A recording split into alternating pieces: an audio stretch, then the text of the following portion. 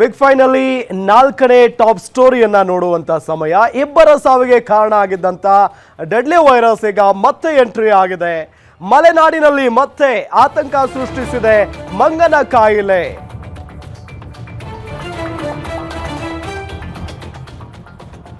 ಮಲೆನಾಡಿನಲ್ಲಿ ಮತ್ತೆ ಆತಂಕ ಸೃಷ್ಟಿಯಾಗಿರುವುದು ಮಂಗನ ಕಾಯಿಲೆಯಿಂದ. ಶಿವಮೊಗ್ಗ ಜಿಲ್ಲೆಯಲ್ಲಿ ಹೆಚ್ಚಾಗ್ತಲೇ ಇದೆ KFD ವೈರಸ್. ಜಿಲ್ಲೆಯಲ್ಲಿ 6 ಮಂದಿಯಲ್ಲಿ ಸೋಂಕು ಕಾಣಿಸಿಕೊಂಡಿದೆ. ಹೊಸನಗರದ ಬೆಳ್ಳೋಡಿ ಗ್ರಾಮದಲ್ಲಿ 5ವರಿಗೆ ವೈರಸ್ ಅಟ್ಯಾಕ್ ಆಗಿರೋದು. ಕಳೆದ ವಾರ ಓರ್ವ ಮಹಿಳೆಯಲ್ಲಿ KFD ವೈರಸ್ ಕಾಣಿಸಿಕೊಂಡಿತ್ತು. ಇದೀಗ ಮತ್ತೆ ಅದೇ ಗ್ರಾಮದ 4ರಲ್ಲಿ ಮಂಗನ ಕಾಯಿಲೆ ಕಾಣಿಸಿಕೊಂಡಿದೆ. ಪಕ್ಕದ ಸೋನಲೆ ಗ್ರಾಮದಲ್ಲೂ KFD ಸೋಂಕು ಕೇಸ್ ಪತ್ತೆಯಾಗಿರೋದು. ಸಹಜವಾಗಿ ಅಲ್ಲಿನ ಜನರಿಗೆ ಆತಂಕ ಸೃಷ್ಟಿಯಾಗಿದೆ. ಈಗ ಶಿವಮೊಗ್ಗ ಜಿಲ್ಲೆಯಲ್ಲೇ 6ಕ್ಕೇರಿದೆ KFD ಸೋಂಕಿತರ ಸಂಖ್ಯೆ. ಚಿಕ್ಕಮಗಳೂರು ಜಿಲ್ಲೆಯಲ್ಲೂ ಕೂಡ 1 KFD ಪಾಸಿಟಿವ್ ದೃಢಪಟ್ಟಿರೋದು.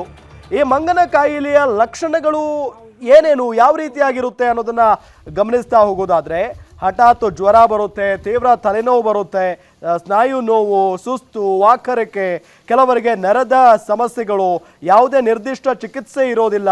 ಬೆಂಬಲ, ಆರೈಕೆ ಮತ್ತು ಲಸಿಕೆ ಅಷ್ಟೇ ಲಭ್ಯ ಇರುತ್ತೆ ಇದಕ್ಕೆ. ಮಲೆನಾಡು ಶಿವಮೊಗ್ಗ ಜಿಲ್ಲೆಯಲ್ಲಿ KFD ಆತಂಕ ಅವಧಿಗೂ ಮುನ್ನವೇ ಶುರುವಾಗಿದೆ. ಮುಖ್ಯವಾಗಿ ಪ್ರತಿ ವರ್ಷ ಡಿಸೆಂಬರ್ ಅಂತ್ಯ ಮತ್ತು ಜನವರಿ ಮೊದಲ ವಾರದಲ್ಲಿ ಕಾಣಿಸ್ಕೊಳ್ತಿದ್ದಂಥ KFD ಸೋಂಕು ಈ ವರ್ಷ ನವೆಂಬರ್ ಅಂತ್ಯ ಮತ್ತು ಡಿಸೆಂಬರ್ ಮೊದಲ ವಾರದಲ್ಲೇ ಕೂಡ ಕಾಣಿಸ್ಕೊಳ್ತಾ ಇರುವಂಥದ್ದು. ಮುಖ್ಯವಾಗಿ ಕಳೆದ ವಾರವಷ್ಟೇ ಶಿವಮೊಗ್ಗ ಜಿಲ್ಲೆಯ ಹೊಸನಗರ ತಾಲೂಕಿನ ಸೋನಲೆ ಗ್ರಾಮ ಪಂಚಾಯಿತಿ ವ್ಯಾಪ್ತಿಯ ಬೆಳ್ಳೋಡಿ ಗ್ರಾಮದ ಮಹಿಳೆಯರಲ್ಲಿ KFD ಸೋಂಕು ಪತ್ತೆಯಾಗಿತ್ತು. ಅದಾಗಿ 1 ವಾರದ ಬಳಿಕ ಇದೀಗ ಅದೇ ಗ್ರಾಮದಲ್ಲಿ ಮತ್ತೆ 4ರಲ್ಲಿ KFD ಸೋಂಕು ಕೂಡ ಪತ್ತೆಯಾಗಿರುವಂಥದ್ದು. ಜೊತೆಗೆ ಅದರ ಪಕ್ಕದ ಗ್ರಾಮ ಸೋನೆಲೆಯಲ್ಲೂ ಕೂಡ 1 KFD ಸೋಂಕು ಪತ್ತೆಯಾಗಿರುವಂಥದ್ದು. ಆ ಮೂಲಕ ಶಿವಮೊಗ್ಗ ಜಿಲ್ಲೆ ಒಂದರಲ್ಲೇ ಕಳೆದ ಕೆಲವು ದಿನಗಳಲ್ಲಿ 6 KFD ಕೇಸ್ ಪತ್ತೆಯಾಗಿರುವಂಥದ್ದು. ಅದರ ಜೊತೆಗೆ ಶಿವಮೊಗ್ಗ ಜಿಲ್ಲೆಯ ನೆರೆಯ ಜಿಲ್ಲೆ ಅಂದರೆ ಚಿಕ್ಕಮಗಳೂರು ಜಿಲ್ಲೆಯ ಕೊಪ್ಪ ತಾಲೂಕಿನ ಕಮ್ಮರಡಿ ಬಳಿ ಕೂಡ ಅಲ್ಲೂ ಕೂಡ 1 ಕೇಸ್ ಪತ್ತೆಯಾಗಿರುವಂಥದ್ದು. ಆ ಮೂಲಕ ರಾಜ್ಯದಲ್ಲಿ ಈವರೆಗೆ ಒಟ್ಟು 7 KFD ಕೇಸ್ ಪತ್ತೆಯಾಗಿರುವಂಥದ್ದು. ಮುಖ್ಯವಾಗಿ KFDಗೆ ಸಂಬಂಧಪಟ್ಟಾಗಿ ಕಳೆದ 3 ವರ್ಷಗಳ ಹಿಂದೆಯೇ ಅಂದರೆ ಆರೋಗ್ಯ ಇಲಾಖೆಯಿಂದ ಕೊಡುವಂಥ ವ್ಯಾಕ್ಸಿನ್ ಇತ್ತು, ಆ ವ್ಯಾಕ್ಸಿನನ್ನು ಈಗಾಗಲೇ ನಿಲ್ಲಿಸಿರುವಂಥದ್ದು. ಅಂದರೆ ಕೇವಲ ಮುಂಜಾಗ್ರತಾ ಕ್ರಮಗಳ ಮೂಲಕ KFDಯನ್ನು ಕಂಟ್ರೋಲ್ ಮಾಡೋಕ್ಕೆ ಆರೋಗ್ಯ ಇಲಾಖೆ ಪ್ರಯತ್ನವನ್ನು ಮಾಡ್ತಾ ಇರುವಂಥದ್ದು. ಮುಖ್ಯವಾಗಿ ಡೀಪ್ ಆಯಿಲನ್ನು ಕೊಡ್ತಾ ಇರುವಂಥದ್ದು. ಅದನ್ನು ಅರಣ್ಯಕ್ಕೆ ಹೊಂದಿಕೊಂಡಂಥ ಗ್ರಾಮಗಳಲ್ಲಿ ವಿತರಣೆ ಮಾಡೋ ಕೆಲಸವನ್ನು ಕೂಡ ಮಾಡ್ತಾ ಇದ್ದಾರೆ.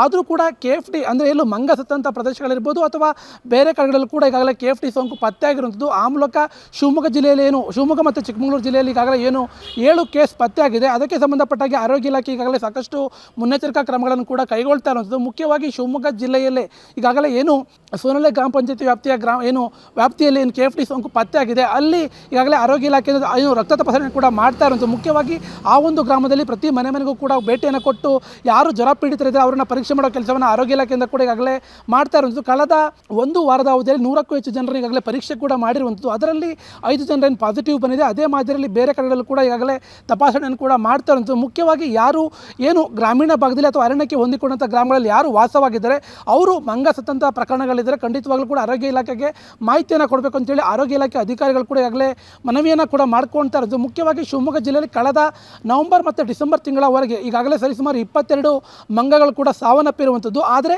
ಮಂಗಗಳ ಸ್ಯಾಂಪಲನ್ನು ಪರೀಕ್ಷೆ ಮಾಡೋ ಸಂದರ್ಭದಲ್ಲಿ ಆ ಮಂಗಗಳಲ್ಲಿ ಪಾಸಿಟಿವ್ ಅಂದರೆ KFD ಸೋಂಕು ಪತ್ತೆಯಾಗಿಲ್ಲ. ಆದರೆ ಮಂಗಗಳನ್ನು ಹೊರತುಪಡಿಸಿ ಮಂಗಗಳನ್ನು ಪಾಸಿಟಿವ್ ಬರದೇ ಇದ್ರೂ ಕೂಡ ಯಾರು ಆ ಭಾಗದಲ್ಲಿ ವಾಸವಾಗಿರುವಂಥ ಮನುಷ್ಯರಲ್ಲಿ ಈಗಾಗಲೇ KFD ಸೋಂಕು ಪತ್ತೆಯಾಗಿರುವಂಥದ್ದು. ಆ ಹಿನ್ನೆಲೆಯಲ್ಲಿ ಶಿವಮೊಗ್ಗ ಜಿಲ್ಲಾಡಳಿತ ಮತ್ತು ಆರೋಗ್ಯ ಇಲಾಖೆಯಿಂದ ಮುನ್ನೆಚ್ಚರಿಕಾ ಕ್ರಮಗಳನ್ನು ಕೂಡ ಕೈಗೊಳ್ತಾ ಇದ್ದಾರೆ. ಜೊತೆಗೆ ಮುಖ್ಯವಾಗಿ ಕಳೆದ ವರ್ಷ ಕೂಡ ಶಿವಮೊಗ್ಗ ಜಿಲ್ಲೆಯಲ್ಲಿ 72 KFD ಕೇಸ್ಗಳು ಪತ್ತೆಯಾಗಿತ್ತು. ಇಬ್ಬರು ಕೂಡ ಪ್ರಾಣವನ್ನು ಕೂಡ ಕಳ್ಕೊಂಡಿದ್ರು.